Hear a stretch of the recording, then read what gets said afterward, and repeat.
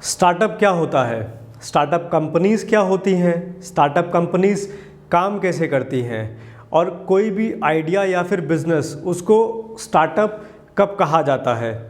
Hello everyone, मेरा नाम है हर्ष और आप देख रहे हैं बिज़ नवाब। आज के इस वीडियो में मैं आपसे बात करने वाला हूं और मैं आपको ये बताने वाला हूं कि एक स्टार्टअप कंपनी क्या होती है, एक स्टार्टअप कंपनी स्टार्टअप में कैसे कन्वर्ट होती है, उसको स्टार्टअप कंपनी क्यों कहा जाता है, और अगर आपके पास कोई एक आइडिया है तो आप उस आइडिया को एज अ स्टार्टअप कैसे चला सकते हैं, आप उस आइडिया को एज अ स्टार्टअप कैसे बना सकते हैं। तो चलिए वीडियो को स्टार्ट करते हैं।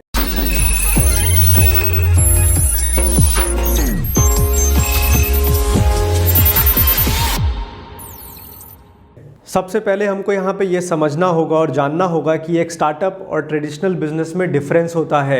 आप कोई भी काम, जैसे आपको कोई भी बिज़नेस अगर स्टार्ट करना है लेकिन वो ट्रेडिशनल है, ट्रेडिशनल यानी वो पहले काफ़ी टाइम से चला आ रहा है, उसमें कुछ भी यूनिक नहीं है। अगर आपका कोई भी बेकरी शॉप है तो ऑब्वियस ही बात है कि सभी बेकरी शॉप में जो बेकरी आइटम्स होते हैं आप वही सेल आउट कर रहे हो, तो वो स्टार्टअप में नहीं आएगा। स्टार्टअप का मतलब होता है कि आप किसी ऐसी प्रॉब्लम का सॉल्यूशन लेके आए हो जो ज़्यादा से ज़्यादा मास पॉपुलेशन को फ़ायदा पहुंचा रहा है, या फिर मास पॉपुलेशन उसको यूज़ करके आप उनके वर्कलोड को कम कर रहे हो, आप उनके काम को ईजी बना रहे हो। तो ऐसी कंपनीज़ जो एक नया रिवोल्यूशनरी आइडिया लेके आई हो, वो कुछ नया इनोवेशन लेके आई हो, हम उनको स्टार्टअप कंपनीज कहते हैं, वो स्टार्टअप होते हैं।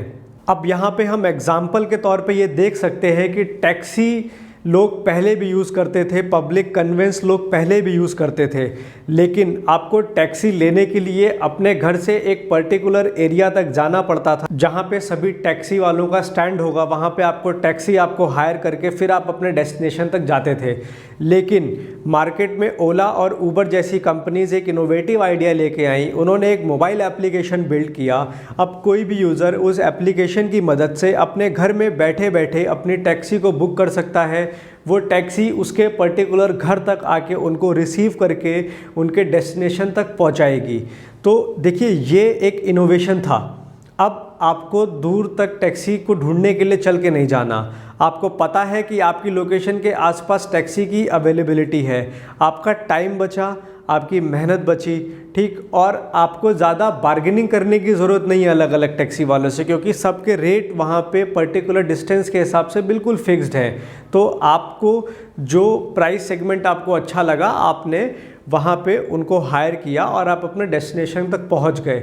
और अब इस सॉल्यूशन को पूरी दुनिया में मास लोगों ने एक्सेप्ट किया, और लोगों ने उसको यूज़ करना चालू किया।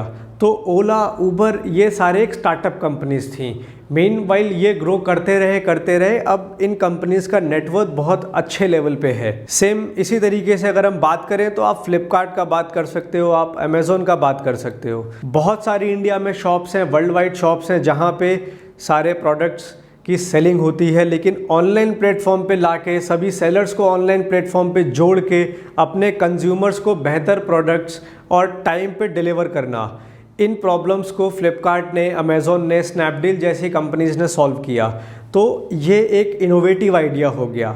हाँ, यहाँ मैं आपको एक बात ज़रूर बताना चाहूँगा। आप अभी फ़िलहाल वैसे जितने स्टार्टअप्स को देखेंगे तो आपको लगेगा कि टेक बेस्ड स्टार्टअप्स ज़्यादा हैं, जो किसी न किसी मोबाइल एप्लीकेशन के थ्रू या फिर वेबसाइट के थ्रू रन कर रहे हैं। ये तो सारे देखिए टेक कंपनीज़ के एग्जाम्पल हो गए कि उन्होंने एक मोबाइल एप्लीकेशन बिल्ड किया, उन्होंने एक वेबसाइट बिल्ड किया और ऑनलाइन माध्यम से वो लोगों को वो सॉल्यूशन प्रोवाइड करने लगे जिसके लिए उन्हें पहले दूर दूर तक भाग के जाना पड़ता था। अब यहाँ पे हम बात करते हैं प्रोडक्ट बेस्ड स्टार्टअप्स की। प्रोडक्ट बेस्ड जो स्टार्टअप हैं, जो कुछ नया लेके आए हैं, कुछ कॉस्ट इफेक्टिव सॉल्यूशन लेके आए हैं, या तो पहले से एग्जिस्टिंग सॉल्यूशन को चेंज करके उन्होंने लोगों के लिए कॉस्ट इफेक्टिव बना दिया है, या फिर बिल्कुल ही कोई ऐसा नया प्रोडक्ट बना दिया है जो लोगों के लिए बहुत यूज़फुल हो, तो वो भी स्टार्टअप के अंदर ही कंसिडर होगा। अब जैसा कि आप देख रहे हैं, पिछले 2 सालों से कोरोना वायरस का दुनिया में बहुत भयंकर तरीके से महामारी फैला हुआ है। हमारे भारत में भी सेकंड वेव जो था वो बहुत ही भयानक तरीके से निकला है। अब आप देख सकते हैं हमारे पास नंबर ऑफ़ केसेस अभी भी भारत में काफ़ी ज़्यादा आ रहे हैं। तो एक इस प्रॉब्लम को समझा। और सेकेंड वेव में साइंटिस्ट लोगों ने भी ये बताया, WHO ने भी बताया कि कोरोना वायरस जो है वो एयरबॉर्न हो गया है, वो हवा के माध्यम से भी फैल सकता है और ऐसे एरिया में फैलने की इसकी संभावना ज़्यादा है जहाँ पे क्लोज सरफेस होता है, मतलब रूम हो गया, ऑफिसेस हो गए। तो इन सारी प्रॉब्लम्स को समझ के कानपुर में एक स्टार्टअप कंपनी है क्रेस्ट काइटिंग, उन्होंने एक इनोवेटिव डिवाइस बनाया, नेगेटिव आयन टेक्नोलॉजी का यूज़ करके हवा में जो भी वायरस है, बैक्टीरिया है, उनको निष्क्रिय कर देता है, उनको वो एक तरीके से हम कह सकते हैं कि डेड सेल पे कन्वर्ट कर देता है, ताकि अगर वो आपके कांटेक्ट में वायरस आता है तो आपको बिल्कुल भी हार्म नहीं पहुंचाएगा।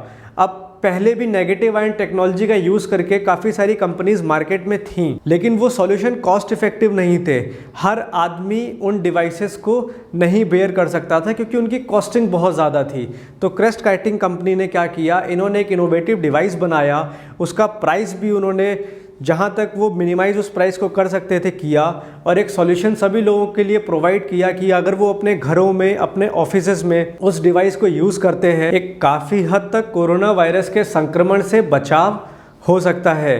तो अब आप समझिए कि ये एक प्रोडक्ट था, एक इनोवेशन था। यहाँ पे किसी भी टाइप का एप्लीकेशन का, किसी भी टाइप का वेबसाइट का यूज़ नहीं हुआ है, सिंपली एक प्रोडक्ट बनाया गया है, उस प्रोडक्ट पे रिसर्च किया गया है, बहुत सारी लैब्स में टेस्ट हुआ है।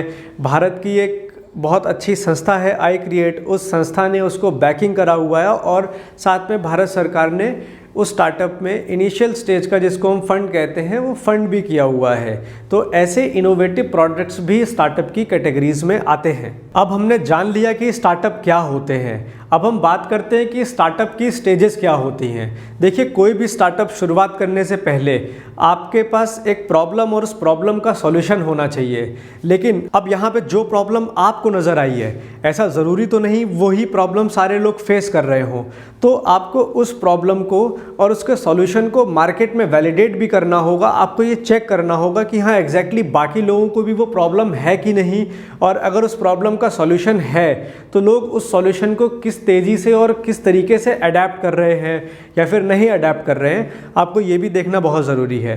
तो एक स्टार्टअप जो होता है उसकी शुरुआत होती है आइडिया के साथ में। सबसे पहले आपके पास एक आइडिया आया, उस आइडिया पे आपने काम करना चालू किया, फिर उस आइडिया को आपको वैलिडेट करना है। आपको ये चेक करना है कि जो आपने सोचा है क्या वही चीज़ें बाकी लोग भी सोच रहे हैं, क्या उस प्रॉब्लम का सॉल्यूशन बाकी लोगों को भी चाहिए, और जो प्रॉब्लम आपने सोची है वो जेन्युइन है कि नहीं। तो आइडिया सोचने के बाद जो सबसे इम्पॉर्टेंट पार्ट आता है वो है वैलिडेशन का। आपको वैलिडेट करना पड़ेगा अपना आइडिया, आपको ये जानना पड़ेगा कि ये आइडिया आपके काम का है कि नहीं और लोगों के काम का है कि नहीं। सेम यहाँ पे वही बात आती है जिस तरीके से ऊबर ने और बाकी सारी ऑनलाइन जो टैक्सी एग्रीगेटर्स कंपनी है, इन्होंने जो प्रॉब्लम एक समझा कि लोगों को एक ज़्यादा ट्रैवल वहाँ पे डिस्टेंस करना पड़ता है टैक्सी हायर करने के लिए, उनको पता नहीं होता कि टैक्सी उनको किस टाइम पे मिलेगी, तो इन प्रॉब्लम्स को उन्होंने सॉल्व किया। सेम इसी तरीके से आपको भी अपना एक आइडिया सोचना है, उस आइडिया को वैलिडेट करना है कि हाँ ये मास काफ़ी सारे लोगों की प्रॉब्लम्स को सॉल्व करने जा रहा है आपका आइडिया। अब यहाँ पे आपने आइडिया सोच लिया, उस आइडिया को वैलिडेट भी कर लिया। अब आप अगर प्रोडक्ट बेस्ड अगर आपके पास स्टार्टअप है तो आप कुछ प्रोडक्ट एक अपना बनाएंगे ताकि लोग देख सकें, तो उसको MVP कहा जाता है, मिनिमम वायबल प्रोडक्ट्स होते हैं वो। आप वो प्रोडक्ट बनाएंगे, वो प्रोडक्ट लोग देखेंगे और आप उस प्रोडक्ट के थ्रू भी अपने आइडिया को वैलिडेट कर सकते हैं कि ये प्रोडक्ट आपका काम का है कि नहीं। जो आइडिया आपने सोचा था वो आइडिया आपका इस प्रोडक्ट के माध्यम से रियलिटी में कन्वर्ट हो रहा है कि नहीं हो रहा, लोग उसको यूज़ कर रहे हैं कि नहीं कर रहे। ठीक है, इसी तरीके से आपने कोई टेक बेस्ड आइडिया सोचा, आपने कोई एप्लीकेशन का, आपने कोई वेबसाइट का आइडिया सोचा, अब आपने उसका एक आपने प्रोटोटाइप आपने तैयार कर लिया। अब आप उस प्रोटोटाइप के माध्यम से ये जानोगे कि ये प्रोटोटाइप आपका काम कर रहा है कि नहीं कर रहा, यूज़र्स को इस प्रोटोटाइप को यूज़ करने में कोई प्रॉब्लम तो नहीं आ रही, या फिर वो किस तरीके से फंक्शनैलिटी आपकी काम कर रही है। तो इस तरीके से आपने अपना आइडिया लिया, आपने उस आइडिया को वैलिडेट किया, कुछ लोगों से बात करके आपने एक छोटा सा सर्वे कंडक्ट करा लिया, फिर आपने एक प्रोटोटाइप बनाया, MVP आपने बनाया, जिसके थ्रू आपने समझा कि जो आपका आइडिया है वो बिल्कुल पूरी तरीके से सही है और जो प्रोडक्ट आप लाने वाले हो मार्केट में, लोग उसको ईजिली यूज़ कर पाएंगे, आपके प्रोडक्ट को लोग ईजिली यूज़ कर पाएंगे, आपके प्रोडक्ट के बारे में लोग समझ जाएंगे। जब आपने इन 3 स्टेप्स को पार कर लिया तब आपके पास देखिए कोई भी बिजनेस को चलाने के लिए फंडिंग का बहुत ज़रूरत होती है, पैसे की बहुत रिक्वायरमेंट होती है। अब स्टार्टअप के स्टेजेस में आपके पास काफ़ी सारे ऑप्शंस होते हैं फंडिंग के, जो आपके पास ट्रेडिशनल बिजनेस अगर आप कर रहे हो तो नहीं होते। ट्रेडिशनल बिजनेस में आप सिर्फ लोन के थ्रू, बैंक लोन्स के थ्रू या फिर अपने रिलेटिव्स के थ्रू ही पैसा उठा के आप बिजनेस स्टार्ट कर सकते हो या फिर आप अपने व्यापार में पैसा लगा सकते हो। लेकिन स्टार्टअप्स के केस में ऐसा नहीं होता है। स्टार्टअप की जो पहली की स्टेजेस होती हैं वहाँ पे आप बूटस्ट्रैपिंग करते हो। बूटस्ट्रैपिंग का मतलब आपने अपनी फैमिली से, फ्रेंड से, आपके पास जो सेविंग थी उन सेविंग से आपने अपने स्टार्टअप में पैसा डाला और आपने अपने बिजनेस को रन करना चालू किया। लेकिन यहाँ पर आप अपनी सेविंग से और बूटस्ट्रैप वाले मेथड से आप बहुत ज़्यादा दिन तक अपने प्रोडक्ट को, अपने आइडिया को, स्टार्टअप को सस्टेन नहीं कर सकते। देन फिर आपको रिक्वायरमेंट होती है एंजल इन्वेस्टर्स की, वेंचर कैपिटलिस्ट की। तो अब यहाँ पे भी एक प्रोसेस होता है कि आपका जैसे जो प्रोडक्ट है वो मार्केट में आया, आपने कंज्यूमर बेस बनाया, आपने ट्रैक्शन क्रिएट किया, उसके बाद आप एंजल इन्वेस्टर्स के पास गए, आपने एंजल इन्वेस्टर्स के सामने अपने आइडिया की पिचिंग करी, आपने उनको ये समझाया कि ये आपका एक ऐसा आइडिया है जो मार्केट में रेवोल्यूशन ला सकता है, या फिर ये आपका एक ऐसा आइडिया है कि आपने कोई पुरानी प्रॉब्लम का सॉल्यूशन या बिल्कुल इनोवेटिव तरीके से कोई सॉल्यूशन आप उसका मार्केट में लेके आए हैं और आपके पास नंबर्स हैं, फिगर्स हैं कि इतने लोग इस प्रोडक्ट को यूज़ कर रहे हैं, ये उनका फीडबैक है। तो एंजल इन्वेस्टर को आपकी जो प्रेजेंटेशन है वो देखने के बाद एंजल इन्वेस्टर्स की टीम जब उसको एनालाइज करेगी, देन आपको फंडिंग मिलने के चांसेस बढ़ जाएंगे अगर आपके प्लान में उनको प्रॉफिट नज़र आएगा। फिर आप एंजल इन्वेस्टर्स के साथ में जैसे जैसे जैसे जैसे आपके पास और फंडिंग रेज होगी, आपका बिजनेस बढ़ता जाएगा, देन फिर आप वेंचर कैपिटलिस्ट के पास जा सकते हैं, वीसीज के पास जा सकते हैं। ये एंजल इन्वेस्टर से ज़्यादा पैसा इन्वेस्ट करते हैं आपके बिजनेस में। अब देखिए एंजल इन्वेस्टर्स और वेंचर कैपिटलिस्ट, इनका आपके स्टार्टअप बिजनेस में कुछ ना कुछ शेयर होता है, इक्विटी होती है।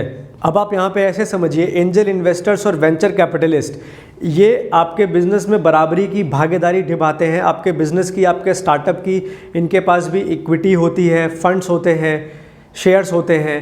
तो ये भी चाहते हैं कि आपकी कंपनी ग्रो करे, क्योंकि जितना ज़्यादा आपका स्टार्टअप और कंपनी ग्रो करेगा उनका प्रॉफिट भी उतना ज़्यादा ही होगा। तो ये आपके साथ कदम से कदम मिला के चलेंगे, समय समय पे आपको सही सलाह भी देंगे, आपकी हेल्प भी करेंगे और आपको बिज़नेस ग्रो कराने में पूरी तरीके से मदद करेंगे। लेकिन ट्रेडिशनल बिज़नेस में ऐसा नहीं होता है। आपने बैंक से एक बार लोन ले लिया, बैंक को आपसे सिर्फ इंटरेस्ट से लेना देना है। बैंक को नहीं फ़र्क पड़ता कि आप बिज़नेस कर रहे हैं कि नहीं कर रहे हैं, कि आप कैसा परफॉर्म कर रहे हैं, उनको सिर्फ अपने इंटरेस्ट से मतलब होगा। तो ये फ़र्क आ जाता है स्टार्टअप में और एक ट्रेडिशनल बिजनेस में। अगर आप इन प्रोसेसेस को, आइडिया, वैलिडेशन, अपना प्रोटोटाइप, एमवीपी, फिर आप फंडिंग स्टेज में जाते हैं तो आप एक स्टार्टअप को बिल्ड कर सकते हैं, बना सकते हैं। अब यहाँ पे आपने जाना कि एक स्टार्टअप क्या होता है, फिर आपने देखा कि आप स्टार्टअप कैसे बना सकते हैं। अब आपको स्टार्टअप में देखिए काफ़ी सारे फैक्टर्स काम करते हैं। इसी तरीके से भारत सरकार ने स्टार्टअप इंडिया नाम की एक योजना काफ़ी टाइम पहले लॉन्च की थी, जिसमें इंडिया में जो बडिंग एंटरप्रेन्योर्स हैं, जो स्टार्टअप्स हैं, उनको हेल्प किया जाता है, उनको सपोर्ट दिया जाता है। तो स्टार्टअप इंडिया में रजिस्ट्रेशन के काफ़ी सारे फ़ायदे होते हैं। आप स्टार्टअप इंडिया में कैसे अपने स्टार्टअप को रजिस्टर कर सकते हो, स्टार्टअप इंडिया के सर्टिफिकेशन के लिए क्या क्या रिक्वायरमेंट्स होती हैं एज अ स्टार्टअप, आपको क्या क्या रिक्वायरमेंट चाहिए, जैसे 100 करोड़ से कम का टर्नओवर होना चाहिए, आपका जो स्टार्टअप एंटिटी है वो रजिस्टर्ड होना चाहिए, प्रोप्राइटरशिप यहाँ पे नहीं वर्क करता, प्राइवेट लिमिटेड हो या फिर लिमिटेड लायबिलिटी पार्टनरशिप हो। अब आपके मन में एक सवाल आ रहा होगा कि अगर मेरा स्टार्टअप नहीं चला तो, या फिर मेरे स्टार्टअप को उस तरीके से सक्सेस नहीं मिला तो क्या होगा। तो देखिए स्टार्टअप में इस टाइप के रिस्क हमेशा रहते हैं। आप जैसा देख सकते हैं कि फ्लिपकार्ट एक स्टार्टअप था जब वो स्टार्ट हुआ, इसी तरीके से ऑनलाइन काफ़ी सारी वेबसाइट आई, स्नैपडील आया, शॉपक्लूज़ आया। लेकिन आज की डेट में फ्लिपकार्ट किस लेवल पे काम कर रहा है, स्नैपडील और शॉपक्लूज़ किस लेवल पे काम कर रहा है, ये आप देख सकते हैं। वो कंपनी बिल्कुल सक्सेसफुल हो गई, लेकिन एक कंपनी बिल्कुल ही डाउन चली गई, जबकि दोनों ई कॉमर्स कंपनीज थीं। तो यहाँ पे आपको काफ़ी सारी चीज़ें आपको ये देखनी रहेंगी। एज अ स्टार्टअप आप अपने कस्टमर को कैसी सर्विस प्रोवाइड कर रहे हैं, कैसा प्रोडक्ट प्रोवाइड करवा रहे हैं, ये सारी चीज़ें बहुत मायने रखती हैं, जिसको फ्लिपकार्ट ने बेहतर तरीके से समझा। शॉपक्लूज़ और स्नैपडील उस चीज़ को बहुत बेहतर तरीके से नहीं एग्जीक्यूट कर पाए, इसीलिए लोगों ने धीरे धीरे उनका यूज़ बंद कर दिया और वो स्टार्टअप डाउन हो गए। तो आप हमेशा अपना जो स्टार्टअप का वर्क कल्चर है उसको बहुत ही परफेक्टली आप उसको रन करिए। तो इस वीडियो में हमने देखा कि एक स्टार्टअप क्या होता है, स्टार्टअप किस तरीके से काम करता है, किस कंपनी को स्टार्टअप कंपनी कहा जाएगा, किसको ट्रेडिशनल बिजनेस कहा जाएगा। आपका कोई भी डाउट हो तो आप नीचे कमेंट सेक्शन में मुझसे पूछ सकते हैं। आगे आने वाले वीडियोस में स्टार्टअप्स के बारे में और ज़्यादा जानकारी आपको बिजनवाब चैनल के थ्रू मिलती रहेगी। आप अगर किसी स्टार्टअप या किसी स्टार्टअप की केस स्टडी के बारे में जानना चाहते हैं तो आप नीचे कमेंट कर दीजिए। हमारी टीम उस स्टार्टअप के ऊपर पूरी तरीके से रिसर्च करके उस स्टार्टअप की केस स्टडी आपके लिए हम यूट्यूब पे लेके आएंगे। नेक्स्ट वीडियो में मैं आपको बताऊंगा कि आप कैसे स्टार्टअप इंडिया स्कीम का यूज़ कर सकते हैं, आप कैसे स्टार्टअप इंडिया के अंदर रजिस्टर कर सकते हैं, अपनी कंपनी को स्टार्टअप इंडिया से कैसे सर्टिफाइड करा सकते हैं, और स्टार्टअप इंडिया में जो जो बेनिफिट्स हैं वो आपके स्टार्टअप को किस तरीके से मिल सकते हैं। बिजनवाब को सब्सक्राइब करें ताकि लगातार आपको हमारे अपडेट्स और नोटिफिकेशंस मिलते रहें बिज़नेस के ऊपर, स्टार्टअप्स के ऊपर, मोटिवेशनल स्टोरीज़ के ऊपर। तो मिलते हैं आपसे नेक्स्ट वीडियो में। Thank you.